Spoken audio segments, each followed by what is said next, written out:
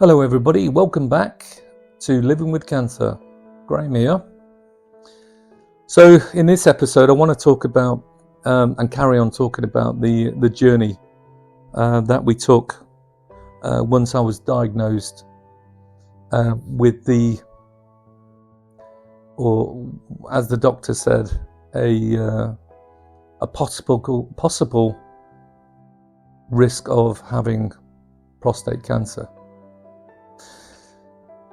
We all know, and I think I covered this in the last episode, is that it was a high possibility, and the reality is that I did have cancer, but they didn't know of what degree. And I'll go back to the point where we were, having breakfast on the morning, and we were going to go up to the hospital. So my wife and I, we got in the car. It was a sunny morning, I remember, and it was a drive of about 25 minutes up to the local hospital.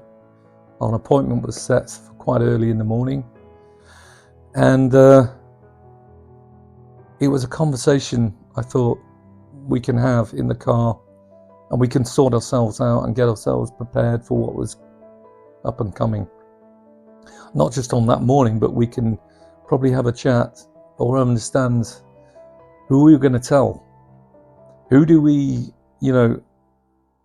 this magnitude that's about to erupt in our lives, who do we tell about it? Who do we want to talk about it? Do we wait until we fully understand how aggressive this cancer is? Do we just go and tell everybody in the family and let them know that, I have cancer? Now, one of the things that, men have difficulty with is accepting something and allowing other people to understand it as well. The reason I say that, because I had that same reaction. And that is something, whether it is right or wrong, what I'm going to tell you is, I still can't come to that conclusion whether I did the right thing or the wrong thing. It was something that I felt was right at the time, and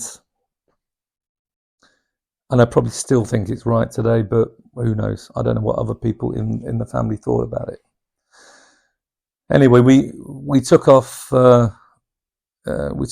Dropped off my little one to school, and he didn't know.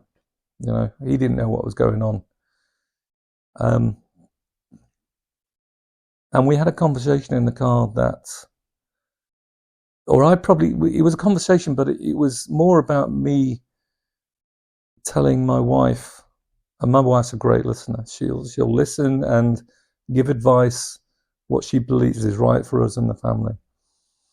But I said to her, look, I don't want to tell anybody. I didn't even want to tell my eldest son, and he was at university. I didn't want to impact him. I didn't want to impact the little one, my youngest. And my wife said, look, he's my eldest. He's an adult now. He deserves to know. He understands, and he'll it won't impact him, but he will need to know what's happening with his dad. And after a bit more of a conversation about it, I understood. She was right. He's an adult. I can't treat people or try and protect them. They get to an age where they can understand things, they can accept things. And what made me feel better was I went back to a conversation I had with my mother when I was 16, and she told me my dad, had Alzheimer's,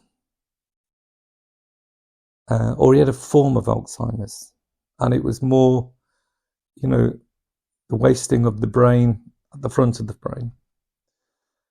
and he was going to die, you know. It just so happens he lived for another 20 years. it was really quite, you know, shocking, because I guess medicine in the earlier days wasn't as precise as what we know now. And I accepted it at that age. You know, I was wrong to think my eldest couldn't cope with something like this.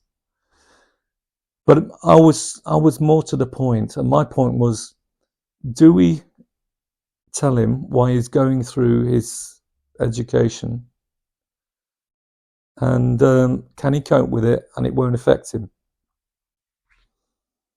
And we told him. I told him. I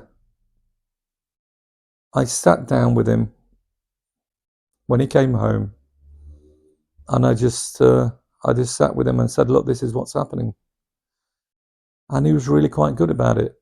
One of the things that he told me was, Dad, are you going through any pain with it? He wanted to know if I was, you know, having pain, having discomfort, or if there was any hurt going on in me. And there wasn't. It was all in my head. The psychological effect was more it was affecting me more than the actual process, what was inside me. But I will tell you later on in another episode what happened to me one day that caused me excruciating pain. Anyway, let's not diverse. The next conversation in the car was about who do we tell and who don't we tell. And it came down to, we were only going to tell a very small, close-knit families who we were close to and who could cope with it. And I could cope telling them with. And I said, look, we can't tell our youngest. You know, he won't, you know, I've grown up with this boy every day. We've gone through so much together. You know, he will not cope with that. Not knowing that his dad, he won't even understand what cancer is unless I break it all down and understand him. He won't know. So we decided not to tell him. We told Alicia's, or my wife's mother, and we told my sister, and that was it. I have other members of the family out there, but I couldn't bring myself to broadcast it that far. I didn't want to at that time, and I still, you know, I have told other people now, but I haven't, you know, gone out there to the point where I am ready to openly talk to people. You know, you might say, well, you know, you're talking to people and broadcasting that out.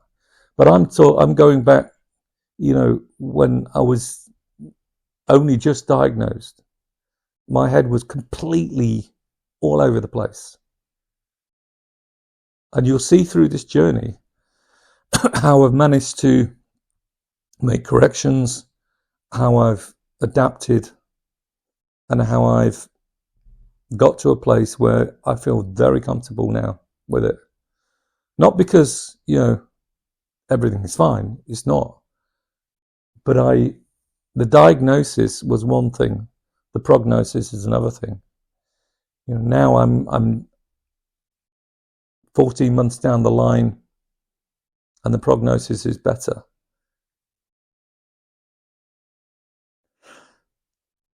Just going back to the journey, it was the